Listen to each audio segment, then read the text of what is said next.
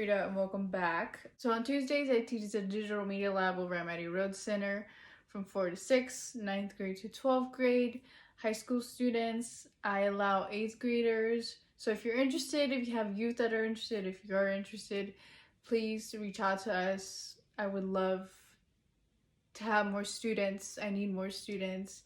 And the more the merrier, you know?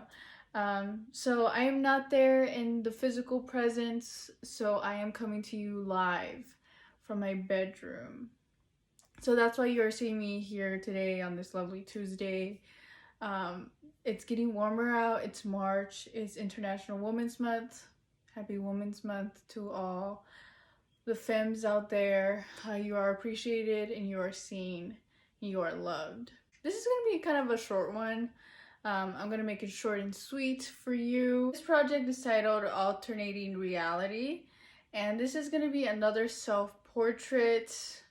I mean, it doesn't have to be a self-portrait, but it's a self-portrait project, another self-portrait project. But in this one, we're alternating reality. So in honor of Women's Month, one question that I have for myself and for you is, what is being a woman? We're in these like evolving times where norms are changing, and that's good, and it will put people out of their comfort zone. Different things are becoming norms, and we're constantly learning and unlearning. For me, what is being a woman is like whatever I make it. You know, whatever I decide, whatever you decide for your own self. You do whatever you want, you could create whatever you want, you could be whatever you want. And I think that's the beauty of living life freely and completely up to you. One of the main things that I incorporate in my lessons and my projects with my students is self-identity, and I think there's nothing more important than self-love and care. And self-love is like a journey, right? Like, it's not gonna come easy and fast. It's like a journey, and I've discovered that myself. And speaking to my students, it's something that they're on the journey of. I think we as teachers and mentors and peers is giving the youth that space to be themselves and to express themselves freely. I think that's the first thing that we need to do, and the most important thing we need to do for our kids. So in this project, we're definitely going to tackle the main thing is self-identity and expression, imagination. We need your imagination caps on.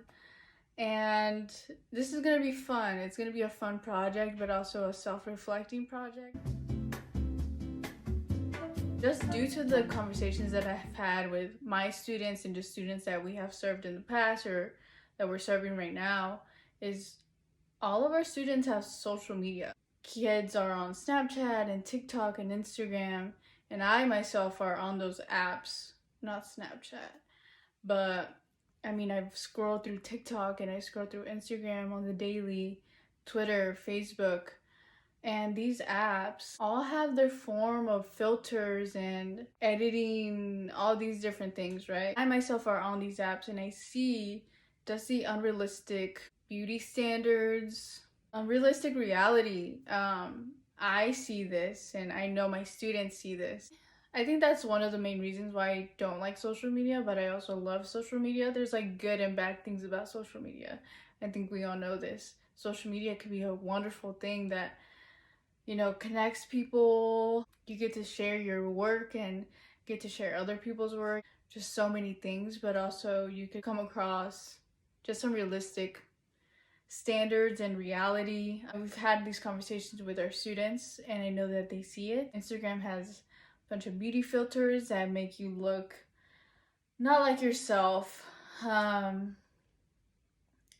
have people posting Instagram photos where there's a lot of editing and alterations, and that's completely fine. Like I said, self-expression, express yourself however you want.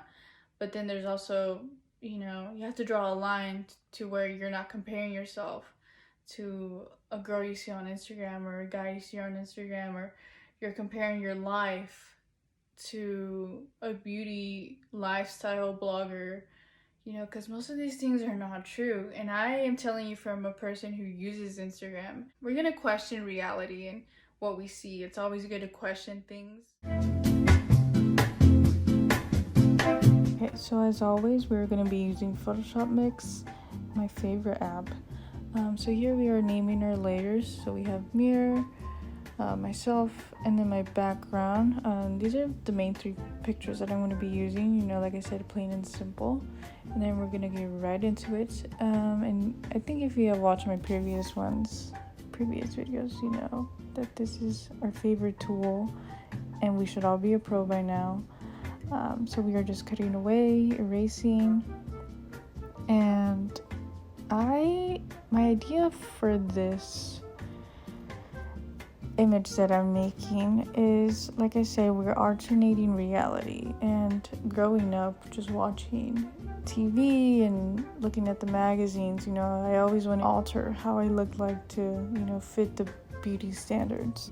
You know, growing up I always heard like little remarks that, you know, kind of took a hit on my confidence as a young child. And I know a lot of people dealt with this in their childhood.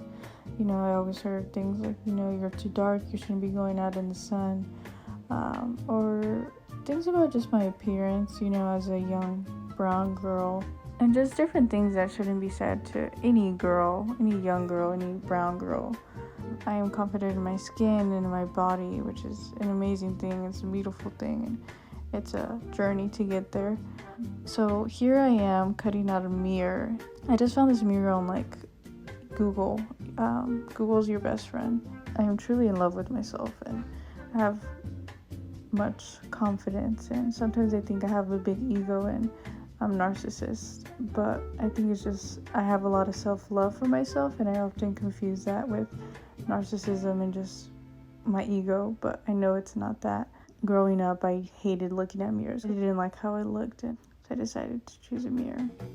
So here I duplicated myself, and I am cutting out an eye, cutting out eyes, which you will see. So I will cut out 3 different eyes. I'm placing the eyes, and one thing you will see me doing is duplicating and just placing the eyes in a unproportional way. And the reason why I'm doing that is I was always self-conscious about my eyes, like being too big. My bags, I have big bags because I have big eyes. Also, one thing that I've noticed, or I've always noticed, is that one eye is bigger than the other. So I'm kind of playing around with that, you know. I love my eyes now, you know. I'm confident in my eyes and I love my eyes. So that's why I'm alternating my eyes and making them look different sizes, and I incorporated a 3rd eye. So here I am just changing the filters. I'm using the Natural Plus, all in the Photoshop Mix app, which is amazing. I love this filter, just to make it look more put together and like kind of like painting-esque. So here I added a dove, and I'm duplicating the doves and just placing them around me. I felt like there was a lot of just free space that needed to be taken up. Hashtag take up space, especially if you're a brown and black person. Okay, so now I am placing all the eyes on the doves just to make them look more fierce. I'm just kidding. I don't know. We focused on my eyes, right? Changing the perception of them. So I'm placing them all on the doves. So they are all looking back at me and looking all types of fierce. So here I'm just duplicating and then just flipping around so it looks right. And this is what I came up with. This is the final product. So as you see, all my eyes are on the doves and they look fabulous. I really hope that you guys enjoyed this project. Not only was it, I know it was fun for me, but it's like a new way to see yourself and your potential and perception and reality. Thank you. I hope you guys enjoyed. Happy Women's Month. Go hug your mom, your grandma, all the femmes in your life. So I hope you have a lovely day. I will see you soon and we'll talk later. Bye.